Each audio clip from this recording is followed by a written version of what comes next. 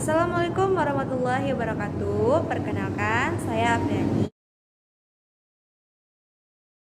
Nah, baiklah, di sini saya akan menjelaskan tentang inovasi kurikulum berbasis kompetensi dan inovasi kurikulum berbasis masyarakat. Nah, langsung saja kita membahas apa sih itu KBK? Nah, KBK itu adalah kurikulum berbasis kompetensi atau biasa sering disebut dengan singkatan KBK. Nah, kurikulum ini sudah ada di Indonesia yang mulai diterapkan pada tahun 2004. Nah, di mana murid sudah dikondisikan dengan sistem semester. Baiklah, tadi saya sudah sedikit memaparkan tentang kurikulum berbasis kompetensi. Nah, sistem pengajarannya, mata pelajarannya itu tidaklah jauh dari kurikulum 1994. Hanya saja perbedaannya itu mengenai dengan sistem per semester. Sedangkan pada kurikulum 1994 itu menggunakan sistem catur bulan. Selanjutnya kita akan membahas tentang karakteristik KBK. Nah, karakteristik KBK itu yang pertama adalah menekankan pada ketercapaian kompetensi dasar. Nah, selanjutnya adalah keberhasilan kompetensi diukur dari hasil belajar. Nah, selanjutnya lagi menggunakan beragam metode dan pendekatan. Nah, yang terakhir itu adalah proses belajar dan hasil sama pentingnya. Nah, baiklah, tadi kan saya sudah memaparkan tentang sedikit karakteristik dari kurikulum KBK tadi. Nah, itu yang pertama itu menekankan pada ketercapaian kompetensi baik secara individual maupun klasikal. Nah, tentu terjadinya proses belajar mengajar tentunya ada sesuatu yang dicapai. Nah, kecapaian ini adalah seperti kompetensi inti dari kurikulum KBK tadi. Nah, setelah itu ada berorientasi pada hasil belajar dan keberagaman.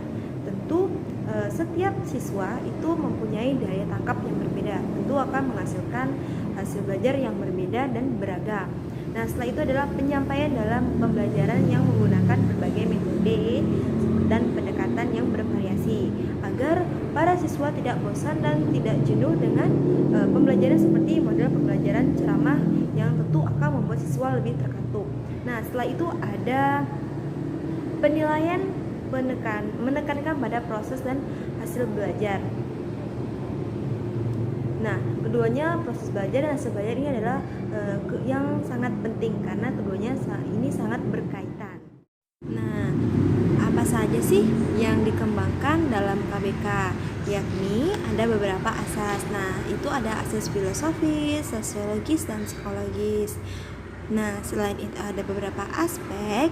Nah, belajar itu sendiri bukan menumpuk ilmu pengetahuan, akan tetapi merupakan proses perubahan perilaku melalui pengalaman belajar. Adapun asas-asas dari pengembangan KBK tadi yang sudah saya paparkan. Nah, yang pertama itu adalah asas dari filosofis. Nah, di mana asas dari filosofis ini adalah siswa sudah mulai berpikir kritis tentang bagaimana nilai-nilai yang berlaku di masyarakat dan sistem-sistem yang ada di masyarakat, atau dia lebih berpikir kritis atau mengasah pemikirannya. Nah, setelah itu adalah asas psikologis. Nah, di dalam proses belajar mengajar tentu itu adalah mengembangkan bakat dan minat dan potensi pada siswa. Tentu itu akan mengarah kepada psikologis atau kejiwaan anak tersebut. Nah, setelah itu adalah sosiologi. Nah, setelah dia belajar mengajar dalam sekolah tentu diajarkan tentang untuk bagaimana bersosial dengan baik di masyarakat. Tentu itu akan membawa siswa nantinya setelah lulus bisa bersosial baik di lingkungan masyarakat. Nah, selanjutnya itu kita akan membahas apa sih itu inovasi kurikulum berbasis masyarakat. Nah, kurikulum berbasis masyarakat itu adalah kurikulum yang menekankan antara sekolah dan masyarakat guna mencapai tujuan pengajaran. Nah, baiklah, sini saya coba menjelaskan kembali tentang inovasi kurikulum berbasis masyarakat. Dari awal katanya saja sudah masyarakat, tentu lebih cenderung pembelajaran ini ke lingkungan sekitar atau lingkungan masyarakat tersebut. Nah, di mana sekolah itu mengajarkan dari bahannya atau objek kajiannya itu memang dari masyarakatnya atau dari lingkungan tersebut. Jadi tujuan pengajaran itu agar siswa lebih dekat dengan lingkungan sekitar atau dengan lingkungan masyarakat. Nah, adapun tujuan dari inovasi kurikulum berbasis masyarakat. Nah, yang pertama itu memperkenalkan siswa terhadap lingkungan. Yang kedua, membekali siswa dengan keterampilan.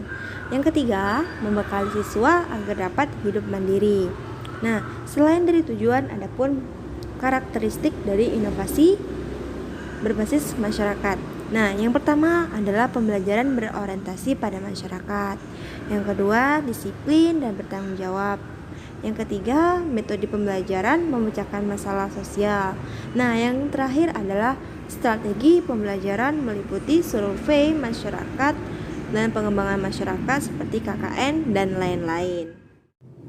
Nah, adapun tujuan yang sudah saya paparkan tadi itu adalah agar para siswa atau para peserta didik agar lebih dekat lagi dengan lingkungan budayanya atau lingkungan sekitarnya, agar bisa lebih melestarikan budaya-budaya. Nah, yang kita ketahui adalah Indonesia sekarang adalah sudah mulai melupakan kebudayaannya atau sudah meninggalkan dari kebudayaannya yang ada di lingkungan sekitar, atau dia lebih cenderung dengan kehidupan yang baru seperti kehidupan kota.